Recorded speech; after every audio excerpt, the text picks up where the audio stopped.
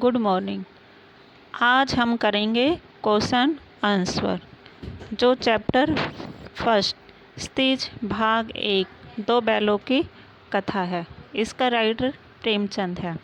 तो हमारा first question है, कांजी हाउस में कैद पशुओं की हाजिरी क्यों ली जाती होगी।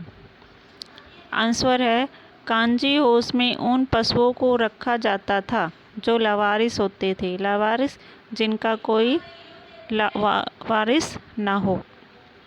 एक प्रकार से उन पशुओं की देखभाल की जाती है तथा समय समय उनकी नीलामी भी की जाती है। वहाँ निम्नलिखित कारणों से पशुओं की हाजिरी ली जाती होगी। फर्स्ट, पशुओं की संख्या का ठीक ठीक पता रहे।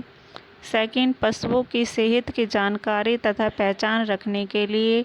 थर्ड, आवारा उत्पात मचाने वाले पशुओं को अलग रखने के लिए। तो ये था हमारा फर्स्ट क्वेश्चन का आंसर। सेकंड क्वेश्चन है, छोटी बच्ची का बैलों के प्रति प्रेम क्यों उमड़ आया। आंसर है, छोटी बच्ची का बैलों के प्रति प्रेम उमड़ने के निम्नलिखित कारण है। फर्स्ट पॉइंट है, छोटी बच्ची की मां मर चुकी थी। वह सौतेलेपन का दर्द झेल रही थी। वह मां के बिछुड़ने का दर्द जानती थी। उसे लगा कि वे भी उसी की तरह अभागे हैं और अपने मालिक से दूर है। तो इसी कारण छोटी बच्ची का बैलों के प्रति प्रेम उमड़ आया। सेकंड है, जिस प्रकार छोटी बच्ची को उसकी सौतेली माँ पेट भर खाना नहीं देती थी, उसी प्रकार यहाँ हीरा मोती के साथ सौतेला व्यवहार किया जा रहा था।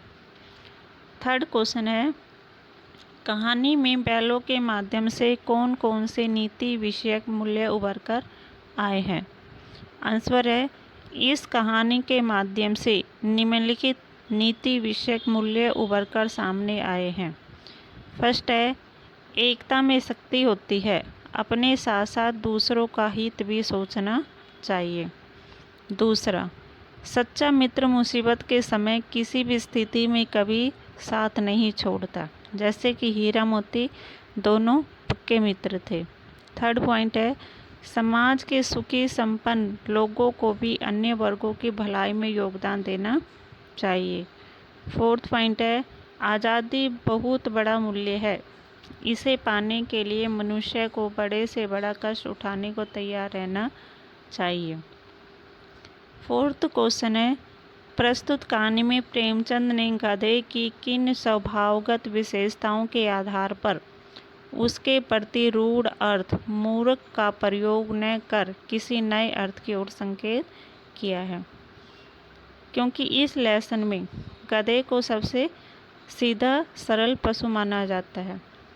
तो आंसर है, गधे को उसके सरल स्वभाव के कारण मूर्ख का पर्याय समझा जाता है। उसके स्वभाव में सहनशीलता भी देखने को मिलती है। इस कहानी में लेखक ने गधे की सरलता और सहनशीलता की ओर हमारा ध्यान खींचा है। प्रेमचंद ने स्वयं कहा है, सद्गुणों का इतना अनादर कहीं नहीं देखा। कदाचित इतना सीधापन संसार के लिए उपयुक्त नहीं है। कहानी में भी इन्होंने सीधेपन की दुर्दशा दिखलाई है, मूर्खता की नहीं। ये फोर्थ का आंसर है। फिफ्थ क्वेश्चन है, किन घटनाओं से पता चलता है कि हीरा और मोती में गहरी दोस्ती थी। आपने चैप्टर भी पढ़ा है और उसमें देखा भी है। तो आंसर है, दो बैलों की कथा नामक पाठ में एक नहीं अनेक घटनाएं हैं जिनसे पता चलता है कि हीरा और मोती में गहरी दोस्ती थी। जैसे दोनों बैल हल या गाड़ी में जोत दिए जाते और गर्दन हिला हिलाकर चलते। उस समय हर एक की चेष्टा होती कि ज़्यादा से ज़्यादा बोझ मेरी ही गर्दन पर रहे। सेकंड पॉइंट है, दिन भर के बाद दोपहर या संध्या को दोनों खुलते तो एक दूसरे को चाट चाट कर अपनी थकान मिटा लिया करते।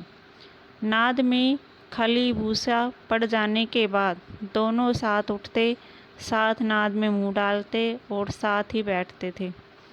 एक मुंह हटा लेता तो दूसरा भी हटा लेता था।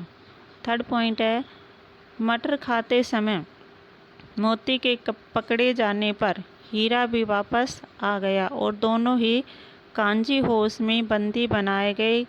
कांजी होश की दीवार टूट जाने पर वे दोनों एक साथ ही भागते हैं और दड़ियल का मुकाबला भी करते हैं। दड़ियल जो उन बैलों को पकड़ के ले जा रहा था। 6th क्वेश्चन है, लेकिन औरत जात पर सींग चलाना मना है, यह भूल जाते हो। हीरा के इस कथन के माध्यम से स्त्री के प्रति प्रेमचंद के दृष्टिकोण को स्पष्ट कीजिए। प्रेमचंद के इस कथन से यह ज्ञात होता है कि उस समय समाज में स्त्रियों की स्थिति अच्छी नहीं थी। समाज में स्त्रियों के साथ दुर्व्यवहार किया जाता था, उन्हें शारीरिक यातनाएं भी दी जाती थी, वे पुरुषों द्वारा शोषित थी। इसलिए समाज में ये नियम बनाए जाते थे कि उन्हें पुरुष समाज शारीरिक दंड न दे। हीरा और मोती भले इंसानों के प्रतीक है, इसलिए उनके कथन सभ्य समाज पर लागू होते हैं। असभ्य समाज में स्त्रियों की प्रताड़ना होती रहती है। लेखक नारियों के सम्मान के पक्षधर थे, वे स्त्री तथा पुरुषों की समानता के पक्षधर थे। 7th क्वेश्चन है, किसान जीवन वाले समाज में पशु और मनुष्य के आपसी संबंधों को कहानी में किस तरह व्यक्त किया गया है? आंसर है, पशु आदिकाल से यानी कि पहले से ही मनुष्य के साथ ही रहे हैं। सभ्यता संस्कृति के विकास मनुष्य और पशु एक दूसरे के पूरक साथ हैं। किसान के लिए पशु तो वरदान के समान है। किसान हल चलाने, बोझ ढोलने, पानी खींचने तथा सवारी करने के लिए पशुओं का प्रयोग करते हैं। झूरी हीरा और मोती को बच्चों की तरह स्नेह करता था, वह उन्हें अपनी आंखों से दूर नहीं करना चाहता था। इससे पता चलता है कि किसान अपने पशुओं से मानवीय व्यवहार करते हैं। किसान पशुओं को घर के सदस्य की भांति प्रेम करते रहे हैं और पशु अपने स्वामी के लिए जी जान देने को तैयार रहते हैं। 8th क्वेश्चन है, इतना तो हो ही गया कि 9-10 प्राणियों की जान बच गई, वे सब तो आशीर्वाद देंगे। मोती के इस कथन के आलोक में उसकी विशेषताएं बताइए। आंसर है, मोती के उक्त कथन के आलोक में उसके निम्नलिखित विशेषताएं प्रकट होती है। फर्स्ट, मोती का स्वभाव उग्र होते हुए भी वह दयालु था। सेकंड, मोती सच्चा मित्र है, वह मुसीबत के वक्त अपने मित्र हीरा का साथ नहीं छोड़ता। थर्ड, मोती परोपकारी और बुद्धिमान है, तभी तो वह कांजी होश में बंद जानवरों की जान बचाता है। फोर्थ, मोती साहसी है, वे हीरा की मदद से सांड को पराजित करता है। फिफ्थ, मोती अत्याचार का विरोधी है, इसलिए कांजी होश की दीवार तोड़कर विरोध प्रकट किया करता था। नेक्स्ट क्वेश्चन है आशय स्पष्ट, ये आप भी आपने नोटबुक में नोट करने हैं और लर्न करने हैं। फर्स्ट है, अवश्य ही उनमें कोई ऐसी गुप्त शक्ति थी जिसमें जीवों में श्रेष्ठता का दावा करने वाला मनुष्य वंचित है। आंसर है, हीरा और मोती बिना कोई वचन कहे एक दूसरे की मन की बात समझ लेते थे। कैसे? हीरा मोती पशु थे तो वो गर्दन हिलाते तो वो अपनी आपसी बात समझ लेते थे। प्राय वे एक दूसरे की भलाई की बातें सोचते थे। यद्यपि मनुष्य स्वयं को सब प्राणियों से श्रेष्ठ मानता है, किंतु उसमें भी ये शक्ति नहीं होती कि वह दूसरे के मनोभाव को समझ सके। अक्सर वह स्वार्थ के कारण भी किसी दूसरे का हित सोचना नहीं चाहता। नेक्स्ट क्वेश्चन है, उस एक रोटी से उनकी भूख तो क्या शांत होती, पर दोनों के हृदय को मानो भोजन मिल गया। आंसर है, हीरा और मोती गया के घर बंधे हुए थे। गया ने उनके साथ अपमानपूर्ण तथा सौतेला व्यवहार किया था, इसलिए वे क्षुब्ध थे, नाराज थे। परंतु तभी एक नन्ही लड़की ने आकर उन्हें एक रोटी दी। यद्यपि उससे हीरा मोती की भूख कम नहीं हो सकती थी, तथापि उन्होंने बालिका के व्यवहार से प्रेम और अपनापन का अनुभव किया और प्रसन्न हो उठे, क्योंकि प्रेम ही आत्मा का भोजन है।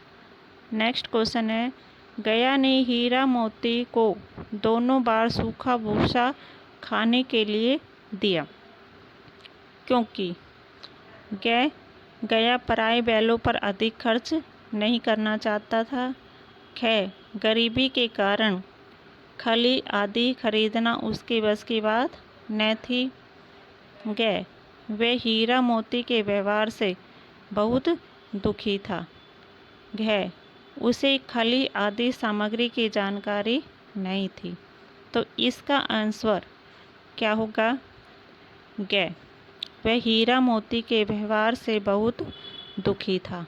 तो आपने ये क्वेश्चन साफ सुंदर राइटिंग में अपनी नोटबुक में नोट करने हैं, लर्न करने हैं। Thank you.